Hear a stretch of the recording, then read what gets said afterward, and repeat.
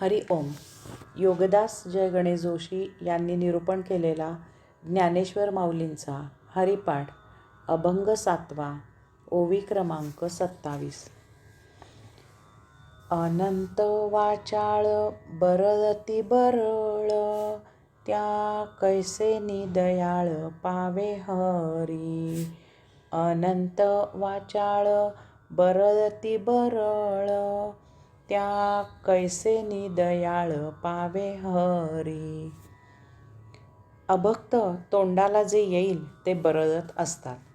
अनंत वाचाळ बरळती बरळ, कसलाही विचार न करता ते बोलत असतात. त्यातून काही विचार केलाच तर ते बरोबर उलट विचार करतात आणि त्यामुळे चुकीच्या निर्णयाला येऊन पोचतात. त्या चुकीच्या निर्णयावर अर्थातच चुकीचे वागतात आणि त्याचे जन्मोजन्मी भोग भोगतात.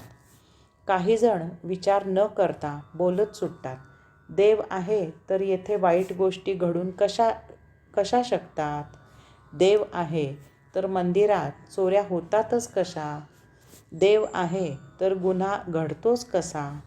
देव आहे तर तो गुन्हेगारांना नष्ट का करत नाही? देव आहे तर साधू संत सज्जन यांचा छळ होतोच कसा? देव आहे तर सर्वत्र सुजलाम सुफलाम का होत नाही?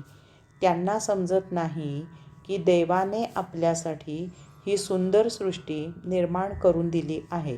त्याचा उपयोग कसा करायचा हे आता जीवांच्या मर्जीवर आहे. जो योग्य प्रकारे उपयोग करील तो मुक्त होईल.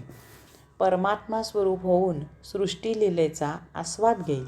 जो सृष्टीलीलेचा गैरउपयोग करील तो जन्ममरणाच्या फेऱ्यात अडकून भोग भोगत खितपत पडेल. काही जण आपापल्या परी विचार करतात. उदाहरणार्थ, विश्वात देव आहे की नाही यावर काही जण विचार करतात. बरे, हे काही कोणी अडाणी लोक नसतात. भौतिक जगताच्या दृष्टिकोनातून चांगले ज्ञानी, शिकलेले, 3-3 पदव्या घेतलेले पंडित, विद्वान असतात. परंतु नास्तिकतेच्या टेंभ्यामुळे काहीही बरळत सुटतात. देवाबद्दल यथेच्छ बोलून झाले आणि कोणी त्यांना बुद्धिप्रामाण्याने समजावून द्यायला सांगितले की देव आहे तर ते त्याला सांगतात की तसे जर असेल तर आता त्याला येथे समोर यायला सांगा, नाहीतर त्याला निवृत्त करा. या अत्याधुनिक युगात त्याचा आता काही उपयोग नाही. त्यांना सांगावेसे वाटते की बाबा रे, पुराणे, आधुनिक, अत्याधुनिक असे काही युग त्या परमात्म्याकडे नाही. हे तू तुझ्या क्षुद्रतेतून शोधून काढले आहेस. देव अनादी अनंत आहे. त्याच्याकडे कसले आले हे युग? तसेच तो सदा प्रकटच आहे. तुला पाप्याला, अपवित्र माणसाला, अशुद्ध व्यक्तीला तो दिसत नाही. हा तुझा दोष आहे. त्याला प्रकट करायची गरज नसून त्याला कसा पाहावा हे तुला शिकायची गरज आहे. परमात्म्याला शोधायचा असेल तर त्याचे काही आध्यात्मिक नियम, कायदे आहेत. त्यांचे पालन करावे लागते. त्याला शोधायचा असेल तर त्याप्रमाणे कष्ट घ्यावे लागतात. एक राजा होता. त्याला एकदा परमेश्वर पाहण्याची लहर आली. मग काय विचारता, राजाच तो. जो कोणी साधू, बैरागी, संन्यासी भेटेल त्याला तो प्रश्न विचारे, काय हो यतिराज, आपण परमेश्वर पाहिला आहे का? राजाच्या या अशा प्रश्नामुळे साधू, बैरागी, संन्यासी यांची फार पंचाईत होत असे. कारण जर आपण परमेश्वर पाहिलेला नाही असे सांगावे तर राजा म्हणत असे, तुम्ही जर परमेश्वर पाहिलेला नाही तर मग तुम्ही कसले साधू, बैरागी, संन्यासी? चला, चालते व्हा माझ्या राज्यातून. तसेच जर आपण परमेश्वर पाहिलेला आहे असे सांगावे तर राजा म्हणत असे की चला, मला दाखवा परमेश्वर. आता अगदी साधू, बैरागी, संन्यासी झाले तरी ते राजाला परमेश्वर कसा काय दाखवणार होते? राजाच्या या त्रासाला कंटाळून साधू, बैरागी, संन्यासी यांनी आपल्या सद्गुरूंच्या कानावर राजाचा हा प्रश्न घातला आणि सर्वांची या जाचातून सुटका करावी अशी विनंती केली. हे ऐकून सद्गुरू एक दिवस राजाच्या दरबारात प्रविष्ट झाले. सद्गुरू आलेले पाहून राजाने त्यांनाही तोच प्रश्न विचारला, काय हो यतिराज, आपण परमेश्वर पाहिला आहे का? तेव्हा सद्गुरू म्हणाले, हो पाहिला आहे की. त्यावर राजा म्हणाला, चला मला दाखवा परमेश्वर. त्यावर सद्गुरू म्हणाले, चला. असे म्हणून सद्गुरू चालू लागले. राजाही मोठ्या जिद्दीने त्यांच्या मागोमाग चालू लागला. त्यांना वाटेत एक सोनारदादा भेटले. सद्गुरूंनी सोनारदादांना विचारले, तुम्हाला हिरा कसा काय ओळखता येऊ लागला? त्यावर सोनारदादा म्हणाले, मी माझ्या वडिलांच्या हाताखाली जेव्हा 20 वर्ष काम केले तेव्हा मला हिरा कसा ओळखावा ते समजू लागले. त्यानंतर त्यांना वाटेत एक गवई भेटले. सद्गुरूंनी गवईबुवांना विचारले, तुम्हाला गाणे कसे काय येऊ लागले? गवईबुवा म्हणाले, मी माझ्या गुरूंकडे 25 वर्षे गाण्याचा रियाज केला, तेव्हा मला किंचित गाता येऊ लागले. मग सद्गुरू नगराच्या बाहेर आले आणि अरण्यात शिरले. ते झपाझपा चालू लागले. राजा त्यांच्या मागे पळता पळता धापा टाकू लागला. दुपार झाली. सद्गुरू झपाझप चालतच होते. आता मात्र राजाच्याने एक पाऊलही टाकवेना. त्याचा जीव तहानेने कासावीस झाला. तो सद्गुरूंकडे आर्त स्वरात पाणी मागू लागला.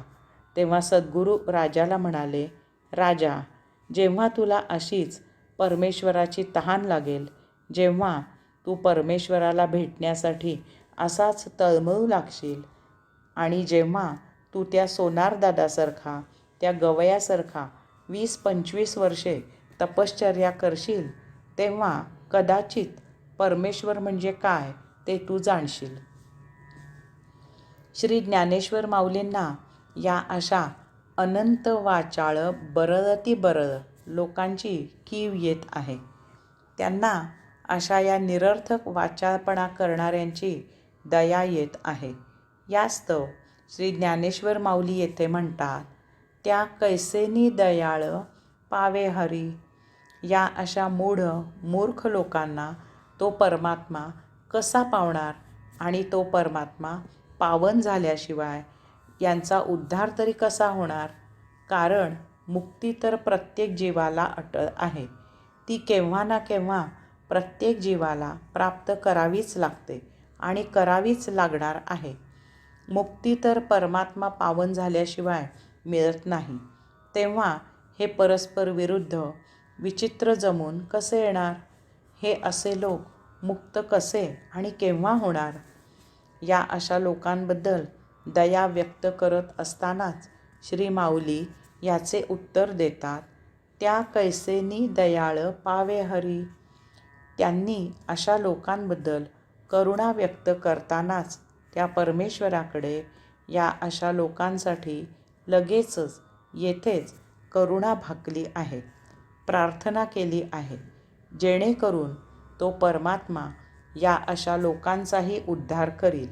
येथे श्री ज्ञानेश्वर माऊलींनीच दयाळ असा शब्द वापरला आहे. त्यांना सांगायचे आहे की परमात्मा दयाळू आहे. जरी हे असे लोक परमात्म्याबद्दल वाचाळपणा करत असतील, काय वाटेल ते बोलत असतील, तरीही तो श्रीहरी दयाळू आहे. तो अशा लोकांवरही कृपा करून त्यांचा उद्धार करील. म्हणून ते येथे परमात्म्याला दयाळू असे संबोधून लगेचच त्याला जोडून पावे हरी असे म्हणत आहेत. परमात्म्याला ते विनंती करत आहेत की अशा लोकांवर हे श्रीहरी दया कर, कृपा कर, त्यांचाही उद्धार कर. याद्वारे ते अशा वाचाळांना सुचवू आणि सांगू इच्छित आहेत की आता तरी वाचाळपणा सोडा आणि जरा हरिनाम घ्या. तो श्रीहरी परमात्मा दयाळू, कृपाळू आहे. तो सर्वांना सांभाळून घेणारा आहे. हरि ओम.